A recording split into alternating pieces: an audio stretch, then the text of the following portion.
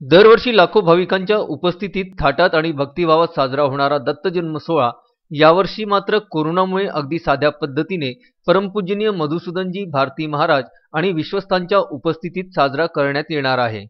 त्यामुळे शासनाने घालून दिलेल्या नियमांची पायमल्ली होणार नाही याची काळजी घेऊन दत्तभक्तांनी घरीच राहून दत्तप्रभूची आराधना करावी असे आवाहन संस्थांच्या विश्वस्त समितीने प्रसिद्धीस दिलेल्या पत्रकात केले आहे।